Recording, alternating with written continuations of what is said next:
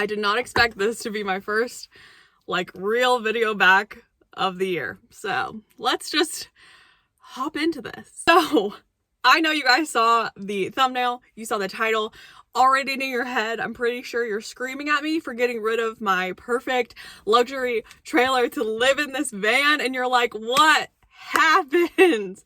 Girl, slow down. How many different rigs can you live in a 4-year period since you've been traveling?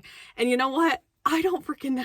I don't know what's going on. Anyways, so here's the disclaimer. If you just want to see van stuff, I will put a timestamp on the screen when I'm editing this, and you can skip straight to the van stuff. But I think for my longtime followers, for the people who saw all this go down on my other social media platforms like Instagram and stuff when everything was happening in real time, I think everyone deserves a full explanation. So obviously I have already started the build for the van. All of this happened all the way at the beginning of March. I'm gonna walk you through the timeline, but you also now, if you're gonna skip it, you can't ask a bunch of questions that I'm about to answer right here. You just need to watch this part of the video. Agree? Let's shake on it. I have it covered because obviously part of the van is built back there, and I don't want to ruin the surprise. I know van builds are super fun to watch, and it's been super fun for me to learn how to do all of this. Luckily, I have my boyfriend who has lived on the road for longer than Pippa has been alive at this point, and has lived in vans, has lived in every type of rig. Same with me, has changed rigs so many times and has the experience and has all the tools with him, thankfully, because he has a little bit of a tendency to bring too much stuff with him, whereas I tend to get rid of stuff. And so he had all the tools that we needed to like jump in right away. I could not be more grateful for that. And I know I don't want to get like super mushy on this channel or anything, but I will say this all would have gone down very differently just a couple years ago, because I have never, ever, ever, ever in my life experienced the amount of support and just unconditional like being on my team to get through the past 6 weeks together on this, really just blindly supporting me on any decision I wanted to make about any of the rigs and any of the stuff that I'm about to tell you. So shout out to him. He doesn't want to be a super obviously like big character on this channel. Like, he is entitled to his own privacy, and I've said that before, but I will say he does play a big part in it behind the scenes. And so I don't want to make it seem like I'm just doing all this by myself, girl power. I think I could have done a lot of this on my own, obviously, but it would have gone down very differently. And so I'm very, very grateful that he has been just so amazing through all of this, and we will move on. Let's get into the actual story of what's going on. Back in February, let's backtrack all the way to February. I had been thinking about dropping the trailer for the summer. Not dropping the trailer, selling it, dropping the trailer into a storage facility and then getting a different setup to take out in the summer. I tend to go up in elevation. I've talked about this for a long time, and I really have no experience being up in elevation towing something as large as my trailer. I had the pop-up for a while that I could take a lot of places, but that is obviously way lighter and way smaller. And so I had researched to put money down on an old Class C, the pretty much exact same one that I had when I got on the road. I said this would be super fun to do a renovation on the channel again and kind of like circle back to my roots. So I put money down on a Toyota motorhome in Salt Lake City. And so the initial plan for when everything went down was that I was going to meet my boyfriend outside of St. George. We had been traveling separate for a little bit. He had been doing his own thing. I've been doing my own thing. And we were going to meet up. We were going to drop my trailer and his rig. We were going to drive up in my Nissan, go pick up the Toyota, and then he would drive my Nissan back to our campsite, and then I would drive the Toyota back. I could move all of my stuff into the Toyota. For the summer, we could do some of the renovations there because the weather's really good around that area this time of year, and I would have his help. We could do it in a couple weeks, like nothing major, just like some little stuff like aesthetically for the channel. And then we would both have rigs that could get up into the mountains. We don't have to worry about towing the trailer super tight through like trees and stuff, and we could just see how it goes, and I could kind of make a decision on whether I wanted to continue with the trailer or get rid of it. So that was the initial plan. I would store everything in St. George, so then in the winter I could go pick it up again, put the Toyota then into storage. I can have the trailer all winter, the luxury, etc. So that was the initial plan. I start driving my way. I was down in Parker, Arizona, because I had to go get medication and stuff like that. Driving, and I was on my way through Las Vegas when my check engine light started flashing. And if you've never had a flashing check engine light, it is never good, especially when you're towing a 4,000 pound trailer behind you in Las Vegas traffic. So I, of course, immediately pulled over. I had just put oil in it that morning. The car is out of oil. The cylinders are misfiring. We're pretty sure it was a blown head gasket, and I'm stuck because towing the trailer, one, and two, don't know, like, shouldn't be putting much load on the engine really at all at that point. So I've got me, the dog, and my boyfriend's in St. George. So I, of course, call him and I'm like, how far do you think I can make it? And he's like, absolutely do not drive anymore. That is the telltale sign of do not continue driving this car when that check engine light is blinking. And I said, fine. So we talked through some options, and obviously the biggest option was that I needed to drop the trailer somewhere to get the car to a mechanic. And so thankfully where I pulled over, I was right across the street from a storage facility. Called the storage facility and I said, hey, I can see through your gate that you have some RVs back there. Do you possibly have an RV spot available? I just broke down across the street. I have my trailer attached and I need somewhere to drop my travel trailer. And Rhonda at All Storage, Seven Hills, was a complete angel. And she gave me the last spot that they had available, got me in super, quick right away, got me like everything dropped. And she could tell that I was upset. Obviously, looking back at it, I'm telling it from a better place, but I was very upset and very stressed out that day, of course. And she was like, don't even worry about it. And she even let me drop the Nissan there for that night, because she was like, you're probably not going to find a mechanic by now, by the time your boyfriend comes to pick you up. Just get yourself settled into the storage spot, make sure you have everything you need, leave the Nissan here. As long as it's drivable, which it still was, because obviously I was towing the trailer over there, you can leave it here until you figure out what you're going to do with it. And I said, thank you, Rhonda. You are amazing. And paid for the spot, put everything over there, got everything, all the groceries I had just gotten out of the fridge, all the stuff, because we had just been prepared to do this huge swap. And my boyfriend drove the few hours to Vegas because he's an angel, came and picked me and Pippa up, got all of our stuff that we needed, because in our minds, we're thinking we're going to pick up this Class C in 2 days, right? At this point, we didn't think I didn't have somewhere to live. We just thought this was a snafu in the entire thing. We drive part of the way back. We stay at a rest area, whatever, spend the night there. We get settled. His rig is not meant to have 2 people and a dog living in it. It is technically big enough to have 2 people and a dog live in it, but with his workspace and stuff, how he has everything set up, it is not 2-person friendly, especially not being prepared to have a spot for us. So we both were on board. We were yes, we can't wait till we go pick up this other rig. We'll get you moved in. It's not a big deal, but we don't have a lot of space to be existing long term in this. Wake up the next morning and we look at the weather in Salt Lake City, and they're expecting feet of snow, not just a sprinkle, feet of snow. And we both are well, maybe we should start driving up now to try to beat the weather. So then in the morning, we can just, check it out instead of driving up in the morning. So we spend the entire day making our way up there. It's 60 something mile per hour winds. It's obviously super exhausting to drive the setup he has in the wind, but he's making it work for me and Pippa. We get up there, we spend the night at the Loves, and get up the next morning to go look at the Class C. When I say I got duped for the second time, not just on the Nissan, I got duped. This rig, I have seen lots of these Toyota motorhomes. Mechanically, it would have cost me more than the motorhome itself to fix everything. There were literal holes in the back wall that weren't put in pictures, all this stuff. And then of course we test drove it and we were absolutely not. This is putting you in a worse position than you already are in with having your stuff stuck in Vegas. We shouldn't do that. I backed out of that sale. I got my money back that I put down. They were super good on it. Back down to St. George because we're trying to then race the winter weather back. We get caught north of Cedar City, if you know the area a little bit, and snow.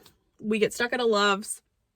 We are looking at rigs, of course. The entire time I'm driving, sobbing, looking at rigs, trying to figure out what my next steps are, because now I really don't have anywhere to go. Like, now I have nothing to tow the trailer with, and I have a car that's going to need months worth of repairs. Like, if I can even find a shop to do it, we either have to source a new engine to get them to put that in, and then obviously wait till they have time to do that. Like, I'm just going to be without a vehicle for a while to be able to tow the trailer. So what's the point of having a trailer if you can't use it? It's just sitting in storage, and then I'm just kind of homeless. And I was feeling very trapped. I was feeling very like stupid for having this super expensive trailer that I can't even use because I don't have a reliable vehicle. And it was making me like very panicky and like not feeling good. So this entire time I'm looking at literally anything and everything that can tow the trailer. So I'm looking at ambulances, I'm looking at other SUVs, I'm looking at Tahoes, Suburbans, anything that I can live in short term while also towing the trailer. On top of this, I got a call from a dealer back that they would take the trailer up in Grand Junction if we could get it there. I had obviously been looking into any avenue that I could to figure out the situation, and I was wondering how much I could get for the trailer, because obviously that would help out in this situation since I lost a significant amount of money on that Nissan and then was having to pay more repairs. And I'm thinking that I'm spending money on this Class C then that fell through. And so a dealer had called me back and said, hey, I will take your trailer for X amount of money, which is obviously less than I paid for it, but it wasn't anything like I had been offered from other places. And I said, I can't get it there right now, but I'll try my best. So then there's the pressure of finding something that I can tow the trailer so I can get it to Grand Junction and, you know, resell it and then have the cash in my pocket, and then I can literally do whatever I want then after that, and I can kind of get myself out of the situation. As we're sitting there, we find an ambulance that is in Cedar City. And so the next morning we pop down and we go look at it, and as we pull up to go look at it, somebody is already like shaking hands with the owner, and they bought it right before we got there. It was just bad timing. It was first come first serve because it was for really cheap. It was for like maybe like $4,000 or $5,000. And I was like, dang it. I was like, we could have had ambulance life and we didn't have it. So we went back down to St. George. We camped down there for a while. Let's regroup. Let's figure out what's going on. And finally, I like looked at my boyfriend and I was like, what can you see me and Pippa in? Like, you've traveled with us now for long enough. Like, what do you think I should look for? He was like, I think you should just be in a cargo van. I think it would fit you and Pippa's needs perfect, especially for now. And if you found one with a high roof, that would obviously be amazing. But if you find one for a great, you know, budget deal, you can always upgrade to something with a higher roof in the future, just to get out of this situation. Obviously, a cargo van will tow the trailer and you can get it to Grand Junction and then still have a vehicle that you can not only drive around town, but you can also live in. And so I said, sounds great. Let's start looking at those. So of course, I get on Facebook Marketplace, literally not even 15 minutes from where we were camping. Somebody was selling this van. This car was listed for less than what I bought my Honda CR-V for in 2021 when I was car living. So this van was cheap. When I say cheap, it was like concerning cheap. So obviously we were like, hey, is it still available? Let's go look at it, like right now. They said, come on over, we'll tell you all about it. And as soon as we got over there, it was such a good vibe. The people were amazing. You could tell that they loved this van. The owner was like super mechanically inclined. You could tell they took really good care of it. They've already rebuilt the engine. They've already rebuilt the transmission. They've already done all that stuff. Like, it was running great. It drove great. It test drove great. And I said, this is for a like disgustingly cheap amount of money. This is costing less than every other thing that I've looked at. Like, let's go for it. We bought it same day, like maybe an hour after I had initially found it.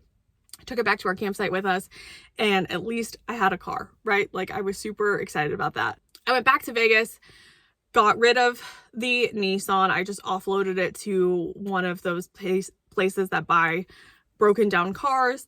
I then took the trailer to Grand Junction, got that offloaded. This van towed the trailer great, so I know in the future if I want a trailer again, it's total possibility. It had no issues at all.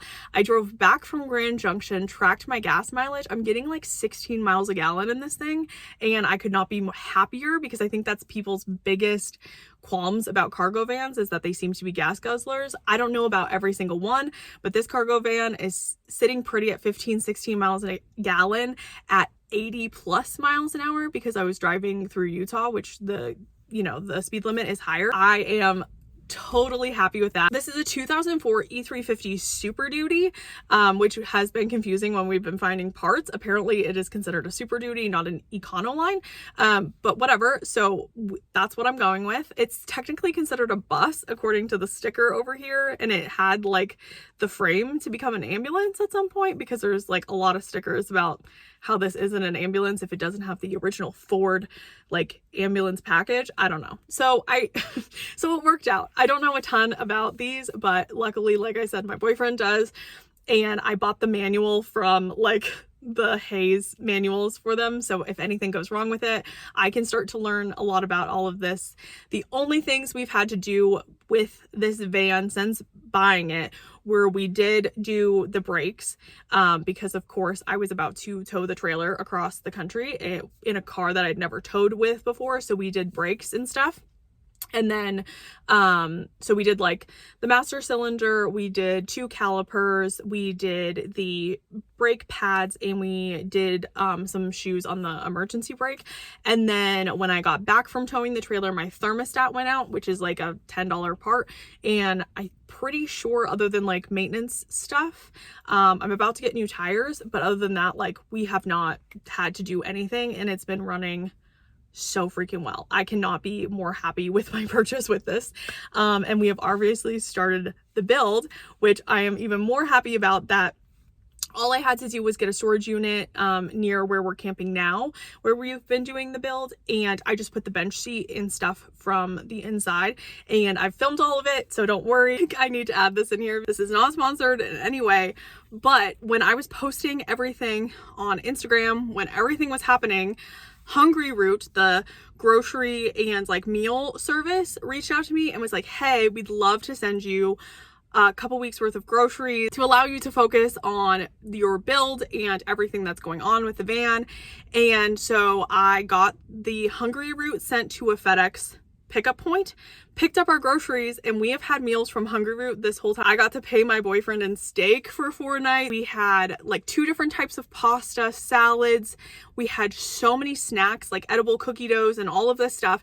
And I knew I was going to be shouting them out in this video, and they gave me a code. So I know this sounds sponsored, but it's really like a referral code, because they let me pick out everything since I'm gluten-free and we have dietary restrictions. I picked things that were less than like 20 minutes to prepare, and it's worked out so well because we can do all of it on camping stoves. And so I have to shout them out. So I want to spread the love and give you guys the code. It's just Brooke and Pippa 40, and you get 40% off your first box, which is I'm pretty sure the highest amount % off that you get. I think on the website you only get 30 if you just use like the general sign up code, and you get a free gift, which is how I got my cookie doughs. And they were so good. So yeah, so if you want to check them out, if you want to take advantage of it, please do. They've been so amazing to work with. And I hope I get to work with them in a sponsored capacity at some point on this channel. That would be great. But for now, I am just shouting out a service that came to the rescue and that me and my boyfriend are both super happy with at this point. So you guys are going to get to see the entire build. I'm going to show you guys, obviously, as I'm talking, some shots of everything. And yeah, she's not going to stay blue, so I will be painting the outside. And spoiler alert, we've already done it and it looks so good, and I'm just so excited to be doing van life. I mean, it's not something I ever expected to do, but it is something that I think it was just meant to be. And so I know that this doesn't seem like a logical switch up, but I think I just got to roll with it because that's what happened. Like, that's where the universe kind of like led me, and I have to just be okay with that at this point. And I really am. Just last night of me filming this, I just spent the first night in the van. So it's not like I haven't still felt very displaced, and my stuff has been half between storage and half between the van, and half of the time it's just sitting outside in Tupperware bins because we're building the floor or we're insulating or doing things in here to make things safe for the summer for Pippa and for me. But obviously, like, I wanted to do a lot of insulation for the dog in the summer because, as you guys have seen on my channel, I've lived in cars for a long time and I know how important it is. And so if I could strip everything down to its bare bones, obviously I'm going to throw as much insulation as I can, since I didn't have the opportunity to do that in the CRV or the Pilot when I lived in those. And it's already made such a big difference. Like, it is 80 degrees today and I'm sitting here like not sweating at all. So it's so nice to have some of that stuff done. But yeah, I'm really excited. I know this was super long-winded, but I know there are a lot of people who are on my channel who are very interested in the behind the scenes of it. And I know that this does not seem like a logical switch to go from something super luxury that it's like, oh, Brooke, you just finally got to this point. Like, you were just finally doing well. Why are you going backwards? And I don't personally see it as going backwards at all. I think this is something that fits my needs so much better. And while I loved the trailer, I have now towed a pop-up, a cargo trailer, and the Intech trailer.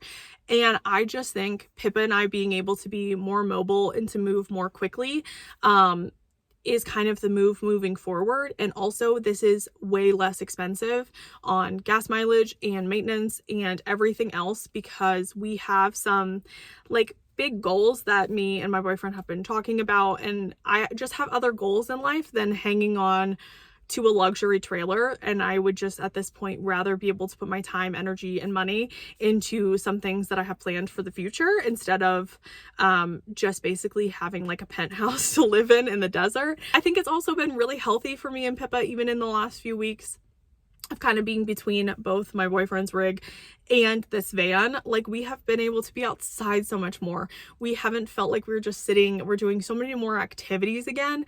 And I think while the luxury is great, it doesn't force me to get out of my comfort zone. And that is what I loved so much about SUV living. And so that's what I'm really excited about for the van as well. And also, I have to run back and forth across the country more than most, I guess, because I'm based out of South Dakota. So even next month, I have to go back for a doctor's appointment, just routine. So I have to drive from Nevada to South Dakota, and to be able to kind of stealth camp and have that gas mileage to just do that trip really quick without having to put the trailer in storage, to be able to do a quicker trip like that. And then obviously I could fly, but then I can't bring the dog with me, or it becomes more complicated. I just get to live a little bit easier the way that I choose to live, because I like doing those trips and being in something where now I can like get from the front seat to the back, and I have my toilet back there, and like I have the luxuries. While maybe I can't stand up, that's the only luxury I don't have currently. But like I said, if I buy a high top in the future or something like that, we got to learn a lot during this build then for the next one. So yeah, so I'm really excited about van life. I probably seem super tired, and that is because I am. I finally have enough energy today to film this for you guys, put it all together. I hope you enjoyed it. I know it was long, but at the same time, I've only posted one other video to my channel this year, so you guys were due for a long chatty video. And yeah, I can't wait. So the next video is going to be gutting the van so you guys can see it in its bare bones state, and I'll see you guys on the next one. Bye.